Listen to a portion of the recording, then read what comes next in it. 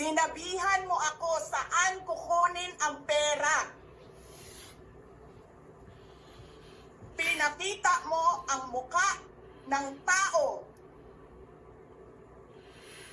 doon sa video message mo. Hi, this is she's been working with us for the longest time. We trust her. You sent me written instructions about money. Millions a month. Anong nakalagay doon sa envelope? DepEd. Anong ginawa ko? Binigay ko sa DepEd. Utak na mukha.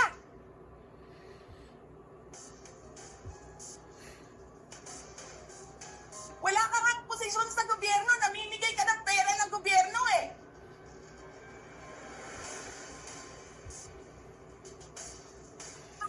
Sira ito, yung tangal ng mga kasama ko sa office of the Vice President. Sasabihin niyo sa mga tao, nakaw yan, confidential funds yan. Niwala nga kayong isang proof na confidential funds yan. Naniwala lang kayo sa isang babae na ang pangalan ay Gloria Mercado na nagsabing confidential funds yan, na hindi nyo nga nilabas na wala pang confidential funds, meron ng white envelope. Kasi 2022 pa lang, tangina mo ka, may utos na ng pera sa DepEd. Tapos kami yung nagsisinungaling?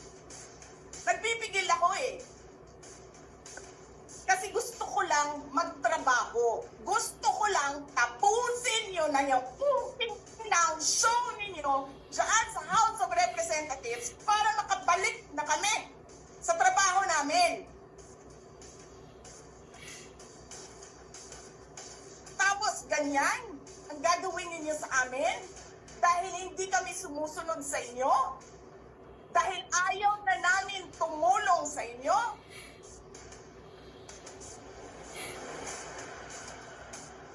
Ganito gagawin ninyo?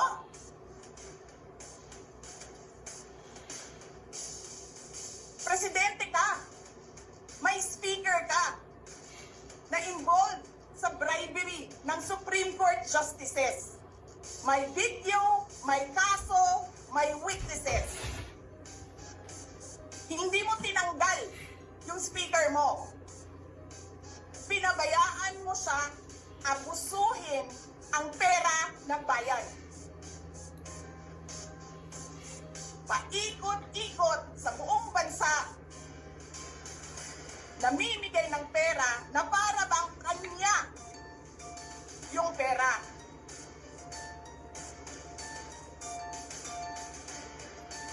Eh di ba nga, lagi niyo sinasabi separation of powers? Anong trabaho ng legislative branch? Gumawa ng batas. Anong ginagawa ni Martin Romualdez? Nagdidirect ng DSWD, namimigay ng ayuda,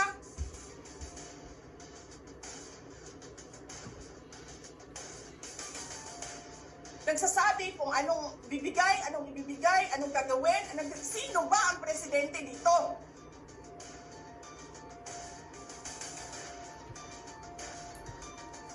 Alam nyo, alam namin, mali ang ginagawa ninyo. Sinabihan ko lang mga kasama ko sa Office of the Vice President, pasensya na, sumunod na lang tayo para matapos na sila.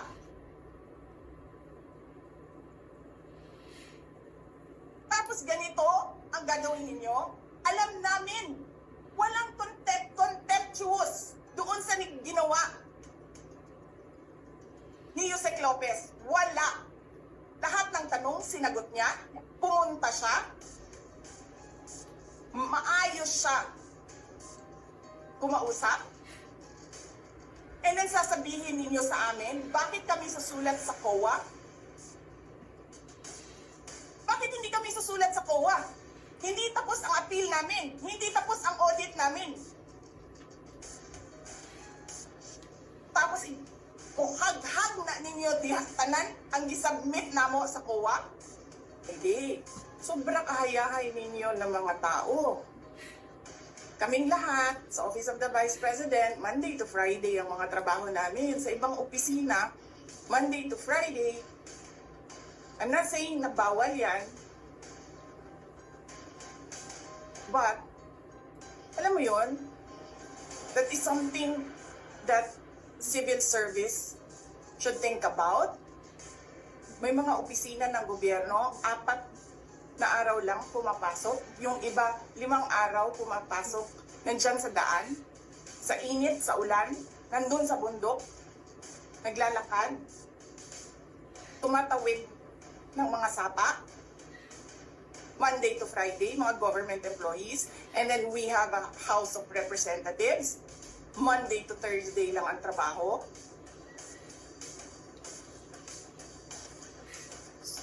The civil service rethink that. Ganyan. So anyway, wala sila. Wala silang trabaho.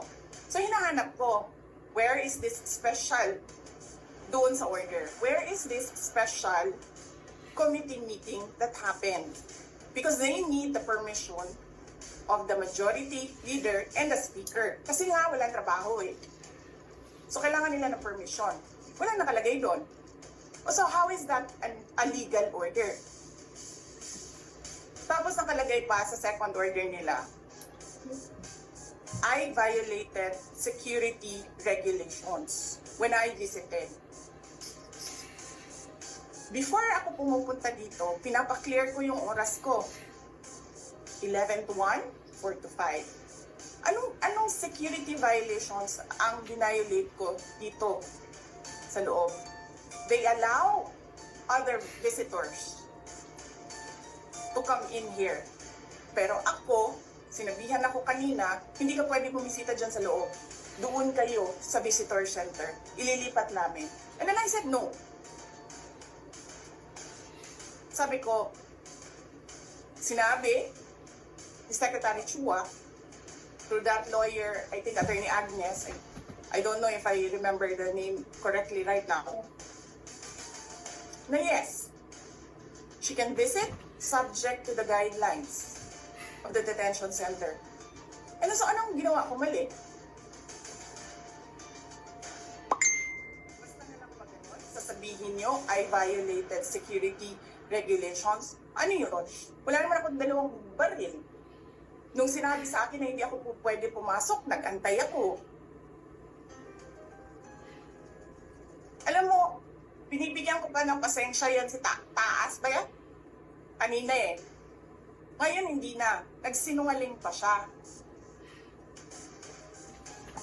Na I refused now to leave last night when I did not even know na pinapaalis ako. Ang sinabi lang sa akin, papatayin ang kuryente. Which I said, okay lang. Kasi may flashlight naman ako. Hindi ko naman kailangan ng kuryente. Tapos kanina, sa media, pinapalabas nila na I locked myself doon sa kwarto. Of course, nag-lock ako kasi natutulog na ako.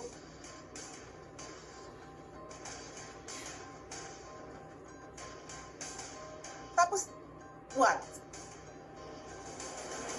Bawal ako magstay sa opisina ni Congressman Pulong Duterte. Bakit? Is not that government property?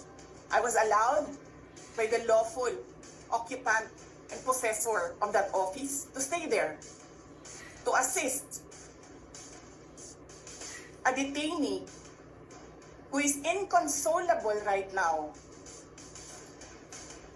Na hindi mo na alam kung yung sakit niya sa likod is a heart attack o ano, kasi hindi nila pinapapasok yung doktor. Diba? So yes, hinahanap ko kanina, sabi ko, where is this permission from the speaker na meron kayong committee hearing kanina in the dead of the night to give an order na i-commit doon sa correctional facility. And where is the rule that says, kapag may violation sa detention facility ay ililipat sa correctional facility. Ano yun? You make rules as you go along? Ano yun? Di ba dapat sa demokrasya, there's a rule of law? And then they make rules as they go along? Kung ano lang, whatever pleases the speaker, get her out of the House of Representatives kasi hindi siya dapat nandiyan. Bakit? Pag may-ari niyo ba itong compound na ito? And then sabihin pa nila sa akin na there is a threat to my life inside the batasang pambansa? Why is there a threat to my life? This is the most secured facility because nandito lahat ng mga spoiled brat sa ating bansa. Tapos, sasabihin pa nila, well, pabigat ka sa amin kasi kailangan namin dagdagan ang security mo. Bakit? Trabaho ba nila magbantay sa akin? Eh di ba trabaho ng DPSPG yun? Na may I just say? Binabawasan nila ng binabawasan araw-araw? Na as if this office is not the second highest office in this country and only because umalis ako sa administration? Kailan ba nagsimula yung atake nila? Alalahanin nyo. Diba? After ako nag-resign sa DepEd, kailan ba nagsimula yung pampabastos nila? Last year. After that meeting with the Makabayan Black and Martin Romualdez.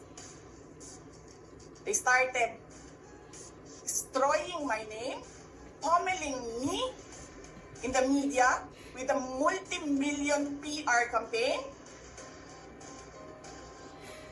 Pinastos pa nila ako ng mga pagsisinungaling nila na kesyo taksil, kesyo korap, abusado.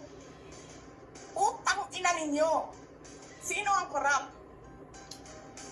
Yung mga congressman na yan na nag-hearing, anong sinasabi nila? Pagkatapos, pag na-off na ang mic, pag wala ng media, pasensya na kayo ha. Kailangan kasi namin ng pera. Mag-i-eleksyon na kasi. Tabi kay Sara ha. Hindi ko naman gusto itong ginagawa ko eh. Eh putang ina, hindi mo pala gusto ginagawa mo eh. Bakit mo sinisira pangalan ko? Joel Chua.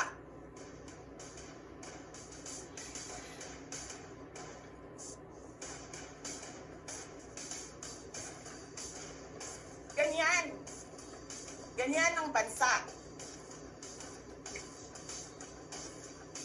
This country is going to hell because we are led by a person who doesn't know how to be a president and who is a liar.